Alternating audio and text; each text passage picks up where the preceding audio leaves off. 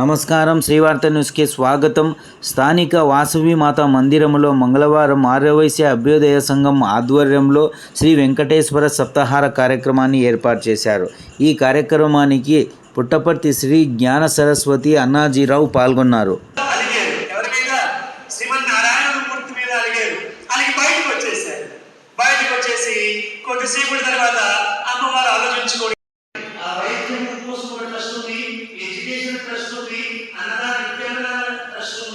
స్వామివారు సాగ్రహమూర్తిగా అక్కడ ఉండిపోవడం చేత అక్కడ ఆకర్షణ ఉంది. ఆ ఆకర్షణ ఉండడం 500 రూపాయలు వేసేస్తారన్నమాట. ఈ లోకంలో అనాదిగా ఎవరైనా ఏ చిన్న సమస్య వచ్చినా, మన ఇంట్లో ఏ కష్టం వచ్చినా, మన వెనక్కి వెళ్ళి చూస్తే మన అమ్మవారు మన పెద్దవారు ఏం చేశారంటే ఒక పసుపు గుడ్డ వేసారా, మాకు ఈ కష్టం నుంచి బయటేస్తే మేము మీ దగ్గరికి వచ్చి మీరందరూ భక్తితో ఇక్కడికి వచ్చారు. ఆయన్ని వర్ణించడానికి ఆదిశేషుడికి సాధ్యము కాలేదు, మనకేమి సాధ్యమవుతారే? అందుకోసం అని చెప్పి స్వామివారిని అనాదిగా ఆ స్వామివారిని అద్భుతముగా తమ యొక్క గాత్రముతో అన్నమాచార్యుడు లాంటి వాళ్ళు వచ్చి అద్భుతముగా ఆయన గురించి వర్ణించారు. ఈ లోకానికి పాటల ద్వారా తన మాటల్ని, తన లోపల ఉండే భావాల్ని అద్భుతమైనటువంటి పాటల్లో కట్టి పాటల్ని ఈ రోజు కూడా మనందరం కూడా పాడుకుంటూ ఉన్నాం. ఏమంటాడు ఆయన? అలర చంచలమైన ఆత్మలందుండ నీ అలవాటు చేసేవి ఉయ్యాల, పలుమారు ఉచ్ఛ్వాస పవనమాల, ఉయ్యాల ఉయ్యాల ఉయ్యాల అని ఉయ్యాల పాటలతో జోల పాటలతో చేర్చాడు. ఇలా 32,000 కీర్తనలు రచించాడు, ఈ లోకానికి అందించాడు. తర్వాత తరిగొండ రంగమాంబ వచ్చింది, తర్వాత హదీరాంబావాజు వచ్చాడు. ఇలా ఎంతో మంది వచ్చి ఆ శ్రీ వెంకటేశ్వర స్వామి వారి యొక్క వైభవాన్ని అద్భుతముగా కీర్తించారు. మనం కూడా ఒక చిన్న పాటతో ఈనాటి కార్యక్రమాన్ని ప్రారంభించుకుందాం. అందరూ భక్తితో వెనకాతల చక్కగా పాడాలి. ఆదిశేష అనంత శయన, ఆదిశేష అనంత శయన, శ్రీనివాస శ్రీ వెంకటేశ, శ్రీనివాస శ్రీ వెంకటేశ అనంత శయన, రఘుకుల తిలక రఘురామచంద్ర, శ్రీరామచంద్ర, సీతాపతి శ్రీరామచంద్ర, ఆదిశేష అనంత శయన,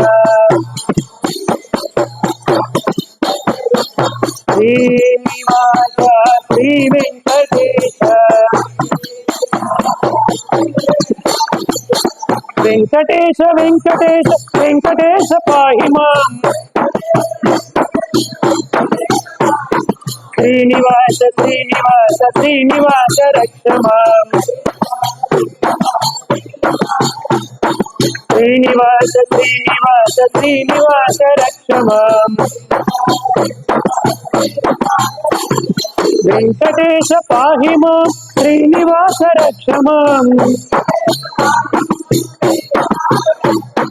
శ్రీనివాస పాహి మాం, వెంకటేశ రక్ష మాం,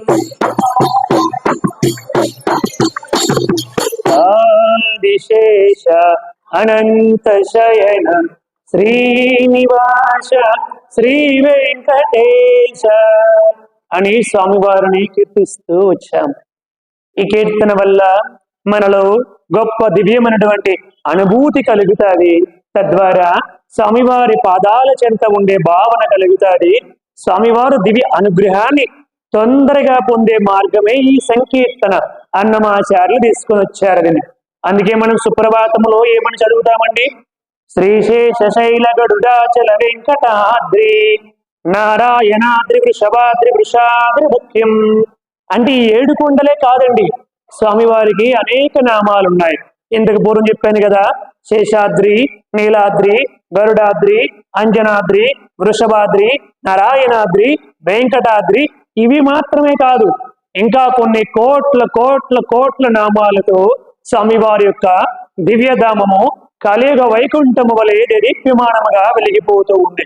అందుకే అంటారు, కనులకో విందసగు కమనీయము, కనులకో విందసగు కమనీయము, ఏడు కొండలే కలిలోన వైకుంఠము, ఏడు కొండలే కలిలోన వైకుంఠము, కనులకో విందొసగు కమనీయము. మనం వెంకటాద్రికి వెళ్తే అదొక భూలోక వైకుంఠం లాగా ఉంటుంది తప్ప అది సామాన్యమైనటువంటి పుణ్యక్షేత్రము లాగా ఉండదు, అదొక భూలోక వైకుంఠము. అటువంటి స్వామివారి యొక్క దివ్య చరిత్రని మనందరము కూడా ఈ యొక్క స్కాంద పురాణ అంతర్గతముగా మనం చెప్పుకోబోతున్నాం. 12 పురాణాల్లో స్వామివారి దివ్య వైభవాన్ని అత్యద్భుతముగా వర్ణించారు. 12 పురాణాల్లో ఉందండి. 18 పురాణాలు రచిస్తే వేదవ్యాసుడు, అందులో 12 పురాణాల్లో శ్రీ వెంకటేశ్వర స్వామి వారి యొక్క దివ్య వైభవాన్ని అద్భుతముగా వర్ణించారు. మనము ఈ 7 రోజుల్లో స్కాంద పురాణ అంతర్గతముగా వెంకటాచల మహత్యాన్ని చెప్పుకోవడానికి మనందరం కూడా ప్రయత్నం చేస్తున్నాము స్వామివారి దివ్య అనుగ్రహము చేత. మొట్టమొదట వెంకటుడు అన్నటువంటి ఒక మహాభక్తుడు స్వామివారి గురించి ఎంతో భక్తి శ్రద్ధలతో తపస్సు చేశాడు చాలా సంవత్సరాల పాటు. అతని పేరు వెంకటుడు.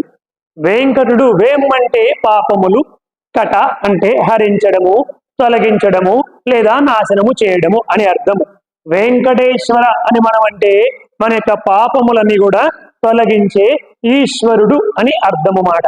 అటువంటి వెంకటుడు అత్యంత భక్తితో స్వామివారి కోసం తపస్సు చేస్తూ ఉంటే నారదాది మునీశ్వరులందరూ ఈ వెంకటుడు ఇన్ని వేల సంవత్సరాలుగా దేనికోసం తపస్సు చేస్తున్నాడు, ఏమిటి అతని కోరిక అని చర్చించి, అంటే ఆనాటికి శ్రీమన్నారాయణ మూర్తిగా ఉన్నటువంటి స్వామివారు వెళ్ళి, ఆ వేంకట కోరిక, ఇన్ని సంవత్సరాల నుంచి ఇంత భక్తితో తపస్సు చేస్తున్నావు కదా, ఏమి కావాలో కోరుకో అన చూపు చూడకుండా నేను చేసినటువంటి తపస్సుకు కూడా సంతృప్తి చెంది ఇక్కడికి వచ్చి ప్రత్యక్షమై నన్ను అనుగ్రహిస్తూ ఉన్నావు కాబట్టి నా యొక్క పేరు శాశ్వతముగా ఉండాలి. నా పేరు ఏమిటి? వెంకట, వెంకటుడు. ఈ పేరు శాశ్వతముగా ఉండాలి, నీవు ఎప్పుడూ నాపైనే ఉండాలి అని కోరుకున్నాడండి. అద్భుతమైనటువంటి కోరిక కదండి. అదే మనమైతే ఏవో ప్రాపంచికమైనటువంటి కోరికలు కోరుకుంటాం. స్వామి ఒక మంచి బంగ్లా ఇప్పించండి, లేకపోతే మంచి ఉద్యోగం ఇవ్వండి, లేకపోతే మంచి కారు ఇవ్వండి, ఇవే కదా మనకు ఉండే కోరికలు. అంతేగాని భక్తి కావాలి, ముక్తి కావాలి, జ్ఞానము కావాలని కోరుతామా?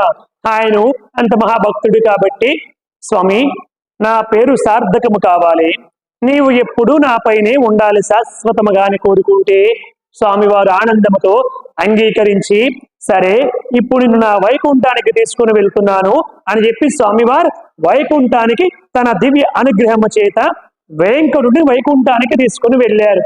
ఆ మొట్టమొదటి పేరేమిటి? వెంకటుడు. పర్వతము కాబట్టి వెంకటాద్రి.